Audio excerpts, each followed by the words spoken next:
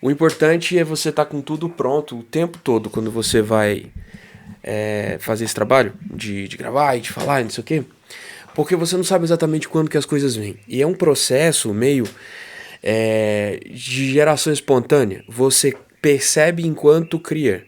Você fala sobre um assunto e ele vai sozinho criando manifestação na realidade. É como se você criasse e percebesse ao mesmo tempo. É um processo meio maluco. E aí as coisas não têm exatamente um começo, nem um fim. Elas só existem. Continuando o vídeo passado que a gente falou sobre fronteiras, eu queria falar sobre fronteiras no tempo. A percepção que a gente tem de fronteiras no espaço, a gente consegue ter porque a gente olha para o espaço físico, certo? Então você vai analisar o espaço físico do salão de reuniões, você vai ver claramente as fronteiras. Quando você para pensar sobre fronteiras no tempo, você consegue perceber diversas fronteiras diferentes. Primeiro, fronteiras entre gerações. A gente hoje tem uma mania de olhar para trás e de categorizar as coisas que vieram antes de nós e dar nomes para elas. Então as gerações têm nomes. Um dos pontos que a gente pode iniciar essa análise das fronteiras do tempo dentro do ambiente de igreja é a partir das gerações. Então você vai ter gerações na igreja. Vou começar aqui na fronteira inferior, os mais novos, você tem os bebês, as crianças da igreja.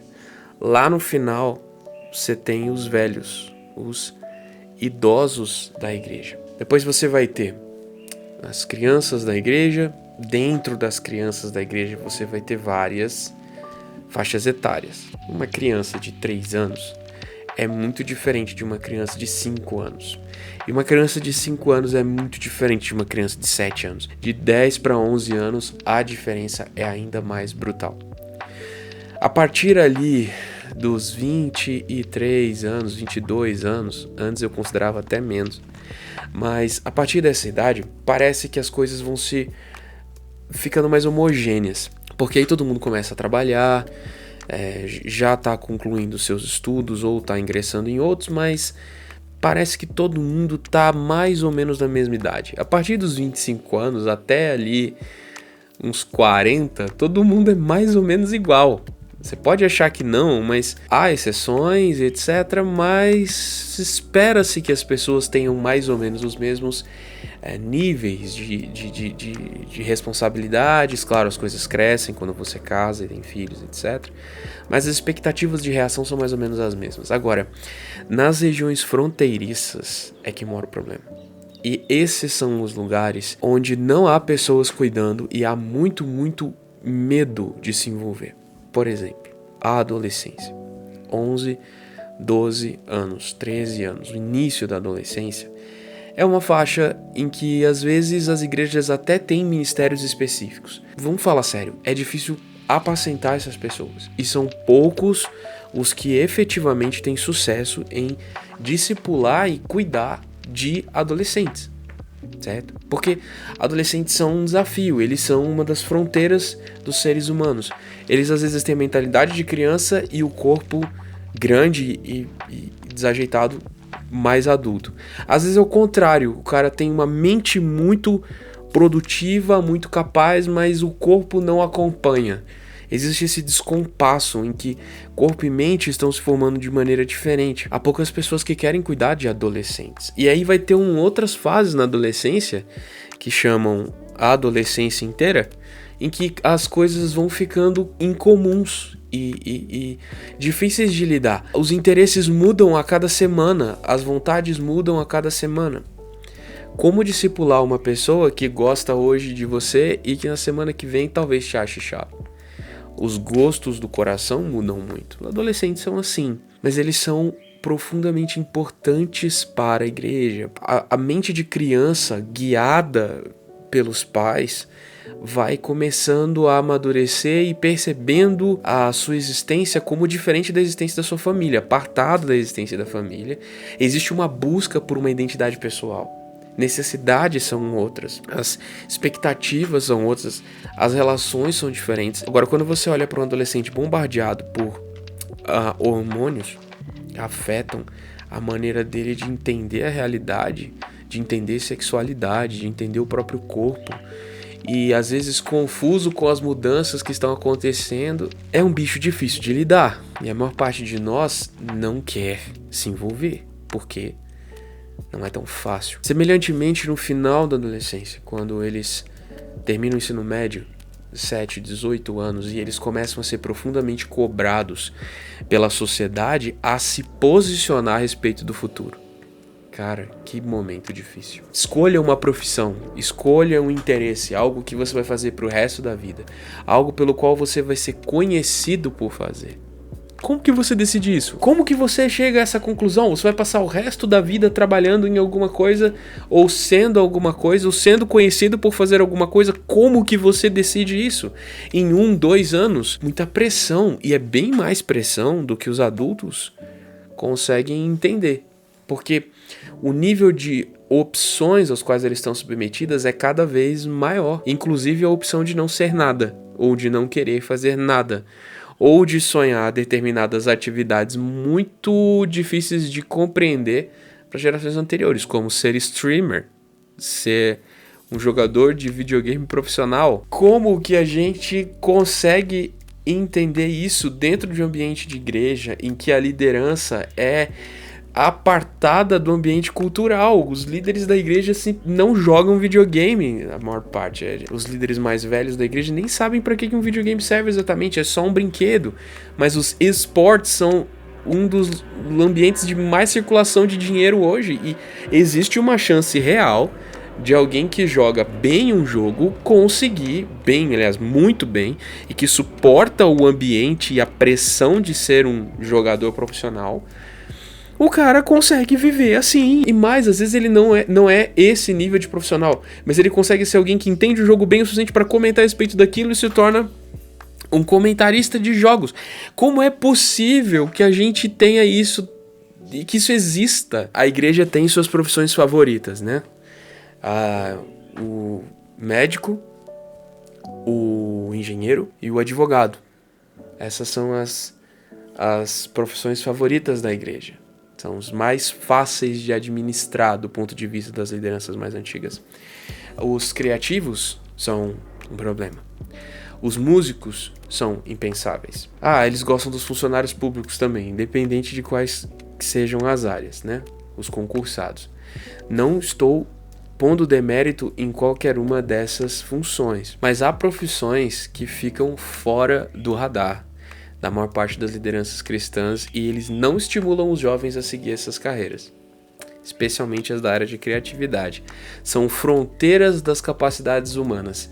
Fica para um próximo vídeo. Eu tenho 35 anos, eu estou numa das zonas mais confortáveis da existência humana, porque eu sou jovem demais para ser engessado como um velho, e eu sou velho demais para ser dinâmico demais como um jovem, que fica mudando toda hora de opinião. E a partir dessa minha região de conforto, eu olho para outras idades e percebo esses conflitos. A gente não consegue entender o drama dos mais velhos na igreja. Durante toda a vida estiveram em posição de liderança, ou boa parte da vida tiveram em posição de liderança ali.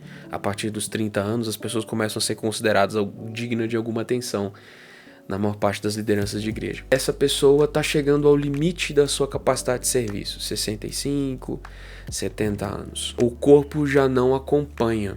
E a mente já começa, não em todos os casos, mas em alguns casos a mente já começa a ficar cansada e mal-humorada demais para lidar com os conflitos aparentemente imbecis das gerações anteriores. Eu falei aqui sobre streamers, sobre gamers, sobre pessoas que trabalham com tecnologia.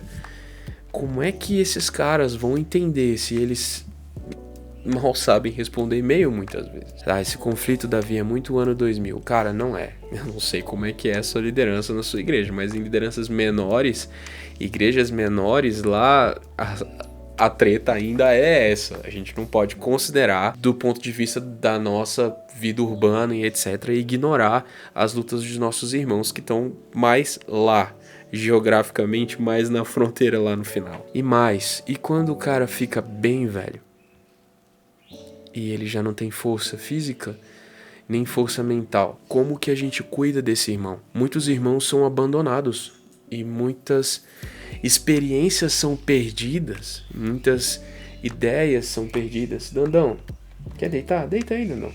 Esse aqui é o Dandão, Adão, o primeiro de sua linhagem. Olha só, que figura. Frida! E aquela é Frida, a cachorra redimida. Frida redimida. Cadê Pandora? Pandora? Chegou! Chegou a farra. Como é que trabalha desse jeito? Como é que trabalha com esse pessoal assim? Hein? Como é que trabalha? Ai, vai, vamos passear. Vamos passear. Depois eu solto. Olha que escandaloso. Como que a gente cuida dos mais idosos na nossa igreja, né? Eles têm necessidades diferentes. Eles têm maneiras de enxergar a realidade diferentes da nossa. E até o discurso deles é complicado. Mano, você colocar um cara mais velho, bem mais velho, pra pregar, você tem que tomar cuidado, cara. A gente tá na internet agora, a gente tá público, as igrejas estão publicando suas pregações. E como você bota um cara muito mais velho, formado, com a mentalidade formada na época da ditadura militar, o cara fala as coisas de uma maneira completamente sem noção. E que o cancelamento tá vindo a galope, mano. E é difícil você controlar o que esses irmãos falam.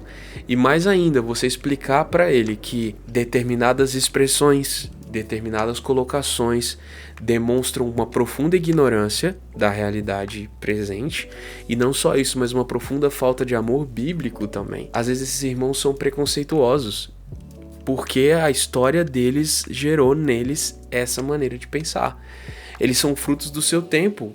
Ah, mas a Bíblia é atemporal e um homem bíblico deveria pensar... Sim, cara, mas quanto do que a gente é e quanto do que a gente fala é porque a cultura nos moldou a isso. Eu tenho discursos e capacidades de entendimento que foi a cultura que me legou e que eu consigo analisar o evangelho e parece que a minha cultura me abre aspectos do evangelho que culturas anteriores não abriam. E aí? E se a oportunidade cultural que os nossos irmãos mais velhos tiveram foi tão completamente diversa da nossa, que gera neles essa maneira grosseira e às vezes até abjeta de falar, difícil de você engolir num púlpito, mas você tem que administrar isso. Como que você, ao mesmo tempo, aprende com a sabedoria de um irmão que viveu muito mais que você e evita que a sua igreja seja cancelada nas mídias sociais por um discurso que não só é preconceituoso, como é antibíblico, mas é completamente... não passa pela cabeça. Parece que é totalmente impossível do irmão compreender que aquilo que ele está falando é grosseiro no mínimo e antibíblico no extremo oposto. Como que você apacenta uma pessoa dessa? Como que você conquista a confiança de alguém a fim de falar na vida dessa pessoa, sendo ela tão mais velha que você e se achando tão mais capaz do que você? Porque em certas medidas, em muitas medidas, ela é de fato. Ela tem muito mais tempo de vida de igreja, muito mais experiência, muito mais tempo de comunhão com Deus. Eu acho que a comunhão com Deus é meio igual à fronteira do conhecimento. Parece que a gente encontra uma posição na comunhão com Deus e passa a aprofundar aquela posição. Ao invés de ser amplo, a gente vai ficando mais profundo. A gente vai ficando mais estreito e mais profundo. Esse pensamento mais genérico, mais amplo, nos falta com o passar do tempo. Eu sinto que isso está acontecendo comigo. Eu tô ficando mais profundo em algumas coisas e menos geral em outras. Então o processo de envelhecimento, de amadurecimento, talvez cause isso. Em a gente ser mais apto para algumas coisas e cada vez mais apto para algumas coisas. E mais inapto para todo o resto. Não ignore as fronteiras da idade. Aprenda a se envolver com essas pessoas diferentes. Idosos, muito idosos, são maravilhosos, especialmente quando eles chegam na fase do me processa, que eles começam a pensar que assim, cara, tudo bem, pode me processar, eu vou falar o que quiser, eu vou morrer antes do processo penal ser concluído e eu não vou pra cadeia porque eu sou muito velho. E aí eles falam o que tá na cabeça deles. E cara, você não tem ideia de quanta maluquice pode ter na cabeça de uma pessoa muito idosa. Alguns ficam bem desbocados nessa fase. E vale a pena ouvi-los. Vale a pena ouvi-los. Porque eles têm muito pra ensinar pra você do ponto de vista da experiência. Embora você saiba muito do ponto de vista do conhecimento, talvez mais do que eles, por causa dessa maneira ampla de enxergar o mundo que você foi ensinado a ter, você não tem a experiência que eles têm. Ouça casais idosos contando as suas historinhas de vida de velho. É deprimente às vezes e maravilhoso sempre. E cara, adolescentes e crianças, como que a igreja precisa parar de desperdiçar recursos com adultos e começar a olhar para crianças e adolescentes como uma prioridade não só mental, uma prioridade de propósitos, como uma prioridade financeira também. E aqui sou eu sendo pragmático. Aproveite essa oportunidade de me ouvir sendo pragmático, porque é raro às vezes em que eu consigo ser. Mas em termos financeiros, é caro para a igreja, e em termos de esforço, é custoso para a igreja pregar o evangelho para alguém que nunca ouviu, para alguém que foi criado em uma cultura não cristã. Quando você tem a criança crescendo no seio da igreja, quão melhor é para você apresentar Jesus se aquilo faz parte da cultura dela, cultura da família dela. Se Cristo é apresentado para ele ali, as escolhas dele ao longo da vida se tornam mais diretamente influenciados por um pensamento bíblico. O jovem dá mais glamour, porque a gente quer recompensa imediata. E o jovem nos dá recompensas. O jovem, ele parece que responde melhor ao que você prega, ele aparentemente te dá mais retorno, então você investe no jovem. E mais, cultos de jovens são legais, são animados, os jovens são cheios de vida, etc. Nem todos, né? Alguns jovens parecem que têm 50 anos, mas o melhor momento para você cuidar de alguém é quando essa pessoa é criança e quando ela é adolescente. Porque depois, as escolhas que ela fez já estão cimentadas em muitos sentidos. Podem mudar, mas em muitos sentidos elas já estão feitas, já estão decididas. Certos momentos da vida são momentos em que você começa a gravitar órbitas mais externas. E conforme você vai saltando das órbitas mais próximas da sua família para órbitas mais externas, essas pessoas precisam de cuidado mais próximo, mais investimento em trabalho e dinheiro. Mas as nossas atenções não estão voltadas para as fronteiras.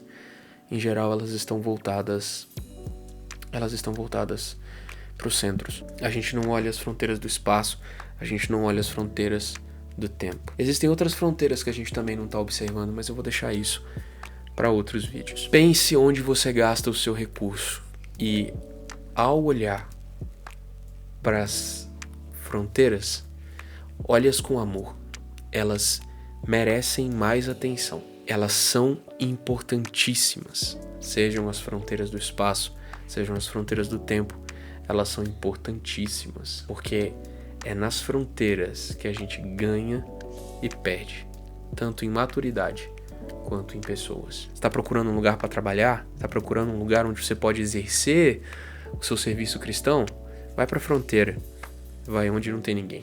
É isso, se você gostou desse vídeo, não se esqueça de clicar no gostei, ajuda bastante a gente com o malfadado algoritmo do YouTube que nos sacaneia com frequência. Você pode também se inscrever no canal e ativar as notificações. Isso é muito importante para você ficar sabendo quando eu publico vídeo novo. Me segue no Instagram, conversa comigo lá. Eu tenho tentado ser mais interativo. Eu sou meio bichinho do mato, sabe? Não é todo dia que eu quero ficar postando stories e tal. Mas me segue lá e conversa comigo. Eu sou uma pessoa bastante acessível. Um abraço e até o próximo vídeo na terça-feira que vem. Tchau!